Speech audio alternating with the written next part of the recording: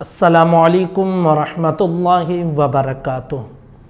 कलौंजी को भी आप जानते हैं और शहद क्या होता है ये भी आप जानते हैं, और हमारे घरों में दोनों चीज़ें मौजूद होती हैं। लेकिन दोनों को मिलाकर अगर हम कुछ ख़ास तरीक़े से कुछ बना लें तो उससे हमें कितने फ़ायदे होंगे अगर हम उसका इस्तेमाल करें, रोज़ाना खाएं। आज की इस वीडियो में इंशाअल्लाह हम कलौंजी और शहद दोनों को मिलाकर जो माजून तैयार किया जाता है उस माजून को बनाने का तरीक़ा क्या है और साथ ही साथ उसके फ़ायदे क्या हैं, दोनों चीज़ें हम आपके सामने क्लियर करेंगे। बहुत ज़रूरी चीज़ है आज के दौर के हिसाब से भी, इसलिए इसे ध्यान से सुनकर समझ लें और ज़रूर इस्तेमाल करें। कलौंजी के बारे में मेरे नबी ने इरशाद फरमाया कि मौत के अलावा हर बीमारी की शिफा है। शहद के बारे में कुरान कहता है फ़ीह शिफ़ाउल लिन्नास, इसमें लोगों के लिए शिफा है, यानी दोनों चीज़ें शिफा वाली हैं। तो अगर दोनों को हम मिला लें तो मज़ीद शिफा वाली चीज़ बन जाए और इसके खाने के फ़ायदे भी नज़र आने लगे। सबसे पहले हम फ़ायदा समाअत करते हैं कि इसके फ़ायदे क्या क्या हैं। नंबर 1, मुदाफ़ाती निज़ाम बेहतर होगा। हमारे जिस्म में क़ुव्वत दिफ़ा होती है, जैसे कोई बीमारी या फिर कोई वायरस या कोई चीज़ ऐसी रहती है जो हमें लगने वाली रहती है, तो अगर हमारे जिस्म में जो दिफ़ा करने वाली, जरासीम को दूर करने वाली जो ताकत होती है, जो निज़ाम होता है, वो अगर मज़बूत रहे तो बीमारियां हमारे करीब नहीं आएंगी। तो ये मुदाफ़ाती निज़ाम को बेहतर बना देता है। नंबर 2, जिस्म को ताकतवर बना देगा, और अगर जिस्म में थकावट महसूस होती हो तो इसके ज़रिए से थकान भी दूर होगा।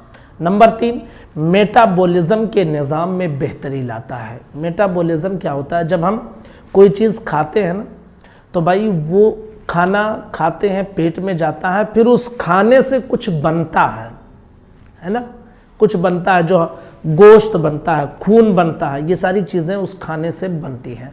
तो जो बनाता है ना उसी को मेटाबॉलिज़्म कहते हैं। तो मेटाबॉलिज़्म के निज़ाम में बेहतरी होगी, यानी आपका मेटाबॉलिज़्म का निज़ाम इतना बेहतर होगा कि आप खाएंगे और उसके ज़रिए से वो खून बनेगा अच्छा, और आपके जिस्म में गोश्त पोश्त भी अच्छे तैयार होंगे। नंबर 4, मोटापे को कंट्रोल करने में भी ये फ़ायदा देगा। नंबर 5, जिस्म को फ़आल रखेगा। फ़आल रखेगा यानी जिस्म अगर आपका काम करते करते सुस्त होता है ना, तो ये तवाना रखेगा, एकदम बिल्कुल घोड़े की तरह। जैसे घोड़ा जल्दी थकता नहीं है, वैसे इंसान भी जल्दी नहीं थकेगा। उसका जिस्म बिल्कुल फ़आल रहेगा, कोई काम हुआ फटाफट वो करना शुरू कर देगा, सुस्ती उसमें नहीं करेगा। और अगर बच्चों को खिलाया जाए या अगर हम लोग भी, आम उम्र के लोग भी इसे खाएं, तो इंशाअल्लाह इससे दिमाग भी मजबूत होगा और उसको ताकत मिलेगी। नंबर 6, खून को ये साफ़ कर देगा। नंबर 7, ब्लड प्रेशर की अगर शिकायत है तो इंशाअल्लाह इसका इस्तेमाल करेंगे तो ये बिल्कुल हमवार रखेगा, बराबर रखेगा, मुतवाज़िन रखेगा। अब तरीक़ा क्या है इस्तेमाल बनाने का? तो इसका तरीक़ा बनाने का और इस्तेमाल करने का, दोनों का तरीक़ा मैं आपको बता देता हूँ कि एक शीशे का गिलास लें, जो हमारे घरों में आमतौर पे पानी पीने के लिए गिलास रहता है ना, उसी तरह का शीशे वाला गिलास भी रहता है। तो शीशे का गिलास लें और उसमें 7 चम्मच शहद डाल दें, और कलौंजी को आप क्या करें कि पहले साफ़ कर लें, क्योंकि कलौंजी में कभी ऐसा पत्थर वत्थर रहता है या लकड़ी के कुछ जो है टुकड़े उसमें आ जाते हैं, तो उसको आप पहले से साफ़ कर लें। और साफ़ किए हुए कलौंजी में से आप 7 चम्मच कलौंजी उस 7 चम्मच शहद जो शीशे वाले गिलास में रखा है उसके अंदर डाल दीजिए। ठीक है। अब उसको क्या करना है, आपको 7 दिन तक कहीं भी आप ढक कर रख दीजिए। उसको खुला हुआ ना रखें कि गर्दो गुबार पड़े।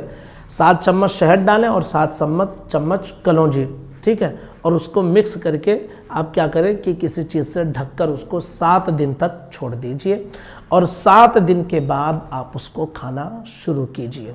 और इसका बेहतर तरीक़ा यह है कि निहार मुँह, यानी सुबह जब आप ब्रश वगैरह करके फारिग हो तो सबसे पहले आप इसको खा लें। 1 चम्मच डेली आपको खाना है।